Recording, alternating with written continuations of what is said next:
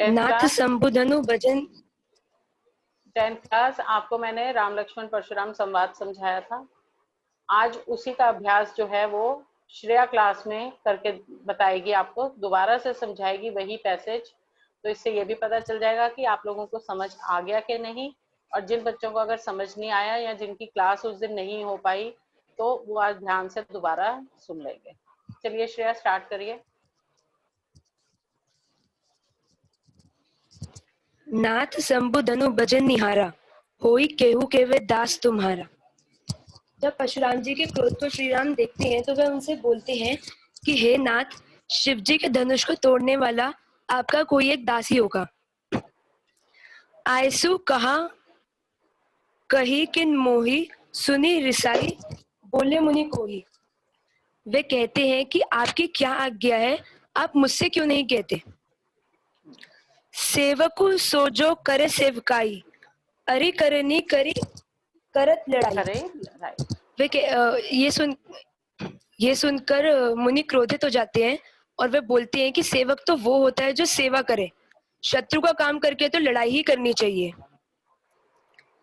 जो सुनहु राम जेहि शिव धनु तोड़ा, सहस्र बाहु सम सो रिपु मोरा। सहस्त्र बाहु सम वे सो कहते रिपु मोरा। रिपु मतलब, रिपु का क्या मतलब बताया था? दुश्मन, शत्रु। शत्रु, हाँ हाँ एक ही बात है। तो मुनि कहते हैं, हे राम, जिसने भी शिव जी के धनुष को तोड़ा है वह सहस्त्र बाहु के समान मेरा शत्रु है। सो बिलगाऊ बिहाई समाजा, नाता मारे जिहाई सब राजा। वे बोलते हैं कि वह समाज को छोड़कर अलग हो जाए, नहीं तो सभी राजा मारे जाएंगे। मतलब सुनी मुनि बचन लखन। बेटा रुको रुको, इसमें ये बताओगे ना आप, इस सभा में जितने भी उपस्थित राजा हैं वे मारे जाएंगे।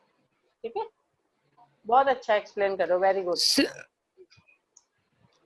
सुनी मुनि बचन लखन मुस्काने, बोले परसुधरी अवमाने।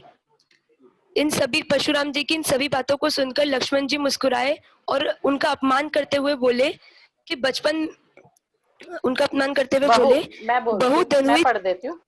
तोरी लड़काई कबू न असिरिस कीन गोसाई। वे कहते हैं कि बचपन में तो हमने बहुत सी धनुइयां तोड़ डाली, किंतु आपने कभी ऐसा क्रोध नहीं दिखाया।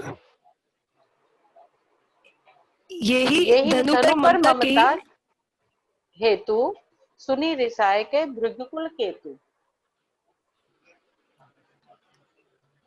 फिर लक्ष्मण जी परशुराम जी से कहते हैं कि इसी धनुष पर आपकी इतनी ममता क्यों है।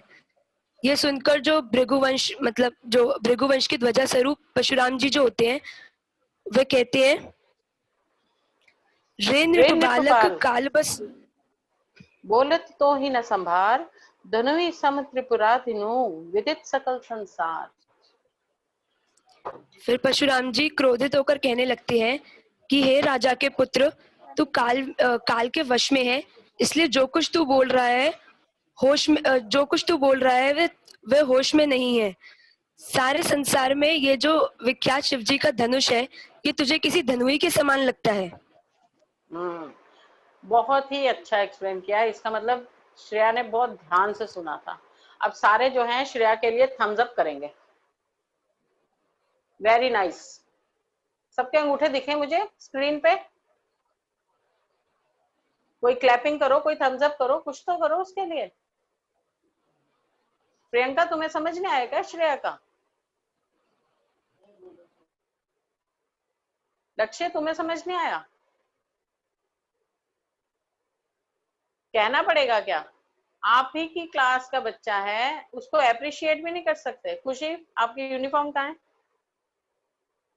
खुशी,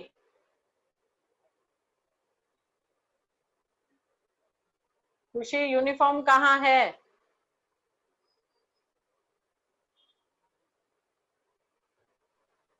मैम मैं अभी घर पे नहीं हूँ मैम, मैं बाहर आई हूँ इसलिए मैंने यूनिफॉर्म नहीं है।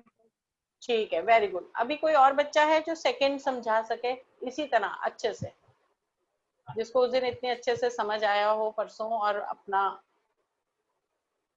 दृष्टि, कुणाल, लक्ष्य द्विवेदी, कोई बच्चा है ऐसा समझा सके जो?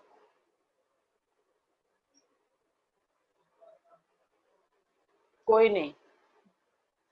श्रेया आप ही समझाओ चलो, सेकंड वाला भी। लखन कहा हंसी हमरे जाना, सुनहु देव सब धनुष समाना। फिर लक्ष्मण जी हंसकर बोलते हैं कि हे परशुराम जी सुनिए, हमारी समझ में तो सभी धनुष एक समान हैं। काछति लाभु जून धनु तोरे, देखा राम नयन के भोरे। वे कहते हैं कि पुराने धनुष को अगर हम तोड़े या जोड़े उससे क्या हानि लाभ होगा। रामचंद्र जी ने तो इसे नए समझ के धोखे से उठा लिया। देखा था छुअत मतलब, यहाँ पे रुको, यहाँ नयन जो शब्द है इसका इनका सब बच्चे जिनको नहीं पता, नयन आप लोग कहेंगे कि नयन भर के देखा, नहीं, नयन मतलब यहाँ पर नया है। यहाँ पे नयन जो है अनेकार्थी शब्द के रूप में प्रयुक्त हुआ है। एक नयन का अर्थ है आंख और एक नयन का अर्थ होता है नया। तो यहाँ पर इसको नयन को नया के रूप में बताया गया है कि रामचंद्र जी ने तो ये नया समझकर बस इसकी तरफ देखा ही था, छुआ ही था इसे, मतलब देखते ही ये टूट गया। आगे चलो। छुअत टूट रघुपति न दोसु, मुनि बिनु काज करे कत रोसु। वे बोलते हैं कि ये तो रामचंद्र जी के छूते ही टूट गया, इसमें रघुनाथ जी का कोई दोष नहीं है। मुनि जी आप तो बिना कारण ही क्रोध कर रहे हैं। Very good. बोले चिते परसु की ओरा, रेसट सुने सुभाऊ न मोरा। तो उस पर परशुराम जी अपने फरसे की ओर देखकर बोलते हैं कि हे दुष्ट, तूने मेरे स्वभाव के बारे में नहीं सुना है। बालकु बोली बधो नहीं तो ही, केवल मुनि जड़ जान नहीं मोही। वे कहते हैं कि मैं तुझे बालक समझकर नहीं मारता हूँ। अरे मूर्ख, क्या तूने मुझे एक निरा मुनि ही समझा है। मुनि, हाँ। बाल ब्रह्मचारी अति, बाल ब्रह्मचारी अति कोही, विश्व विदित क्षत्रिय कुल द्रोही। वे कहते हैं कि मैं बाल ब्रह्मचारी हूँ और बहुत ज्यादा क्रोधी हूँ, क्षत्रिय कुल का शत्रु हूँ, ये बात पूरा विश्व जानता है। Very good. भुजबल भूमि भूप बिनु कीन्ही, विपुल बार मही देव न कीन्ही।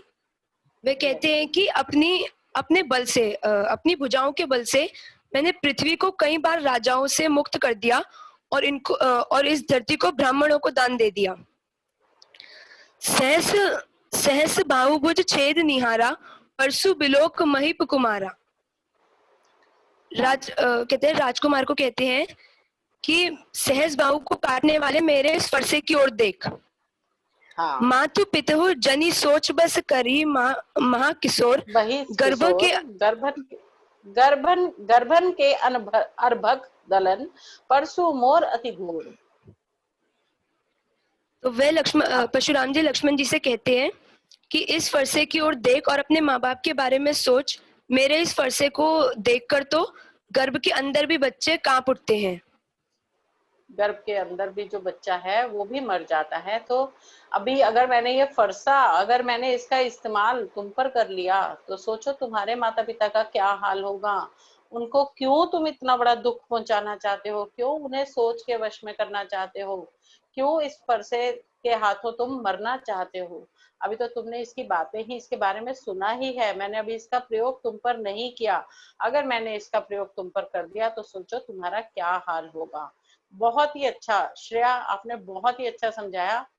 इससे ये लगा कि चलो कोई बात नहीं, इतने सारे बच्चे क्लास में बैठे हैं, चलो एक ने तो कम से कम ध्यान से सुना, हमारा पढ़ाया हुआ कहीं तो सफल हुआ कि हाँ कोई तो ध्यान से सुन रहा है।